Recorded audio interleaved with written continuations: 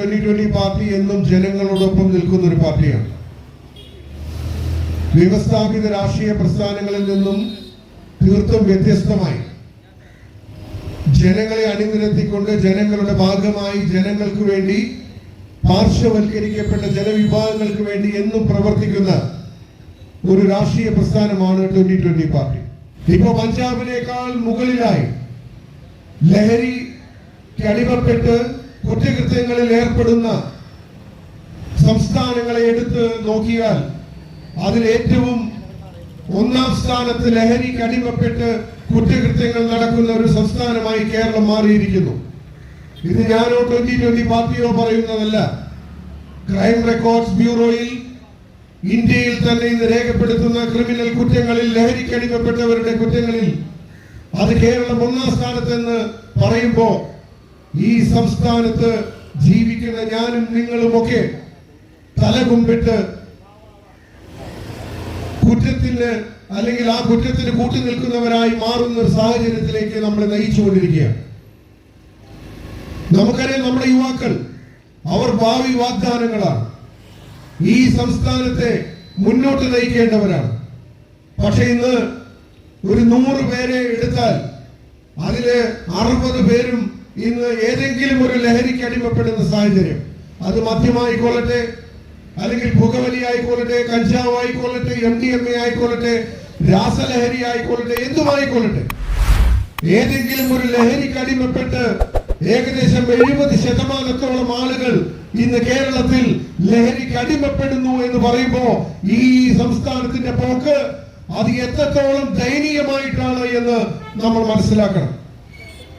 ഇന്ന് ഇവിടെ പഠിക്കുന്ന ക്യാമ്പസുകളിൽ പോകാൻ പറ്റാത്ത അവസ്ഥ, നമ്മുടെ മക്കളെ ക്യാമ്പസുകളിലേക്ക് പറഞ്ഞു വിടുമ്പോ അവർ ലഹരിക്ക് അടിമപ്പെട്ടിട്ടാണോ തിരിച്ചു വരുന്നത് എന്ന് പേടിച്ച് ജീവിക്കേണ്ട അവസ്ഥ. നമുക്കറിയാം, ഇന്ന് കുട്ടികൾ പല പല കുറ്റകൃത്യങ്ങളിൽ ഏർപ്പെടുന്നു. കുട്ടികളെ കുറ്റകൃത്യങ്ങളിലേക്ക് നയിക്കുന്ന രാഷ്ട്രീയ പ്രസ്ഥാനങ്ങൾ ഇന്ന് കേരളത്തിലുണ്ട്.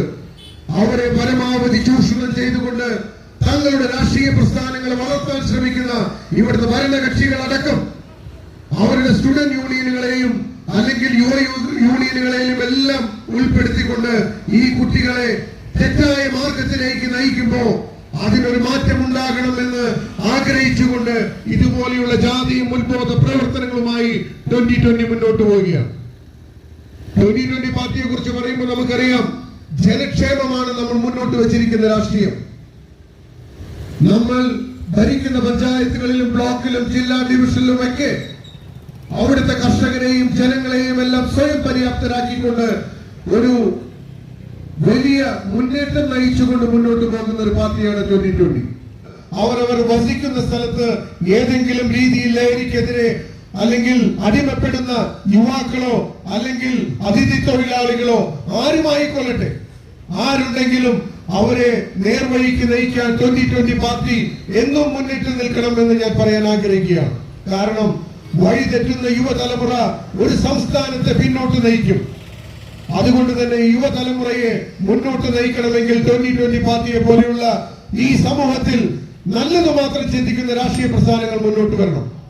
ഇവിടുത്തെ വ്യവസ്ഥാപിത രാഷ്ട്രീയ പ്രസ്ഥാനങ്ങൾ എന്ന് കാണിച്ചു കൂട്ടുന്നത് ഓരോ ദിവസവും നമ്മൾ നോക്കിയാൽ അവരുടെ സ്വന്തം കാര്യത്തിന് വേണ്ടിയും അവരുടെ രാഷ്ട്രീയ പ്രസ്ഥാനങ്ങൾ വളർത്തുന്നതിന് വേണ്ടിയും അതിന് സമ്പത്തുണ്ടാക്കിക്കൊണ്ട് 10ഉം 12ഉം 14ഉം ശീതീകരിച്ച നിലകളുള്ള പാർട്ടി ഓഫീസുകൾ കെട്ടിപ്പടുക്കുമ്പോ ഇവിടുത്തെ പാവപ്പെട്ടവൻ കുടിലില്ലാതെ വസിക്കാൻ ഒരു വീടില്ലാതെ അല്ലെങ്കിൽ കിടന്നുറങ്ങാൻ അവർക്ക് സാധിക്കാതെ മലിനീകരിക്കപ്പെട്ട വായു ശ്വസിച്ചുകൊണ്ട് കുടിവെള്ളമില്ലാതെ ഈ നാട്ടിൽ വളരെയധികം ബുദ്ധിമുട്ടുമ്പോ ഇവിടുത്തെ ഭരണകർത്താക്കളും മറ്റുള്ളവരും അല്ലെങ്കിൽ പ്രതിപക്ഷമായിക്കൊള്ളട്ടെ രാഷ്ട്രീയ പ്രസ്ഥാനങ്ങളൊക്കെ ആ പണം എടുത്തുകൊണ്ട് വിദേശ രാജ്യങ്ങളിലും മറ്റു സംസ്ഥാനങ്ങളിലുമൊക്കെ അവരുടെ സമ്പത്തുകൾ കൂട്ടുമ്പോ ഈ സംസ്ഥാനത്തെ പുറകോട്ട് നയിക്കുന്നത് നമുക്ക് കണ്ണിൽ നിന്ന് നടിക്കാൻ വയ്യ. അതുകൊണ്ട് തന്നെ ഞാൻ പറയാൻ ആഗ്രഹിക്കുന്നു, ഇതിനൊരു മാറ്റം ഉണ്ടാകണം. ഇതിനൊരു മാറ്റം ഉണ്ടാകണമെങ്കിൽ രാഷ്ട്രീയത്തിൽ എന്തെങ്കിലും നേടാമെന്ന് ആഗ്രഹിക്കാത്ത രാഷ്ട്രീയ പ്രസ്ഥാനങ്ങളായിട്ടുള്ള 2020 പാർട്ടിയെ എല്ലാം നിങ്ങൾ മുന്നോട്ട് കൊണ്ടുവരണം. അതിനോടുകൂടി അണിനിരക്കണം. ഈ ജനങ്ങൾക്ക് വേണ്ടി, ജനക്ഷേമത്തിന് വേണ്ടി, പാർശ്വവൽക്കരിക്കപ്പെട്ട ജനവിഭാഗത്തിന് വേണ്ടി, യുവതലമുറയ്ക്ക് വേണ്ടി നമ്മൾ എല്ലാവരും ഉണ്ടാകണമെന്ന് ഞാൻ അഭ്യർത്ഥിക്കുകയാണ്. അത് വേടനായാലും ഗോപകുമാറായാലും ആരായാലും കുറ്റം ചെയ്തിട്ടുണ്ടെങ്കിൽ അത് കുറ്റം തന്നെയായി നമ്മൾ കാണണം.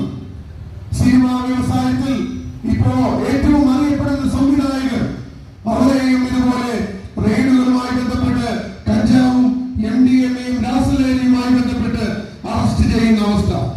അതുകൊണ്ട് സമൂഹത്തിൽ എല്ലാ മേഖലകളിലും ഇന്ന് ഈ ലഹരി കടന്നു കയറിയിരിക്കുകയാണ്. അതുകൊണ്ട് ഞാൻ പറയാൻ ആഗ്രഹിക്കുന്നു, നമ്മൾ ജീവിക്കുന്ന, നമ്മൾ വസിക്കുന്ന ഈ സംസ്ഥാനത്ത്, ഈ പഞ്ചായത്ത്, ഈ സ്ഥലങ്ങളിലെല്ലാം ഇതുപോലെ ലഹരിക്ക് അടിമപ്പെടുന്ന, വഴിതെറ്റി പോകുന്ന യുവതലമുറയുണ്ടെങ്കിൽ അവരെ നമ്മൾ മുന്നോട്ട് നയിക്കണം.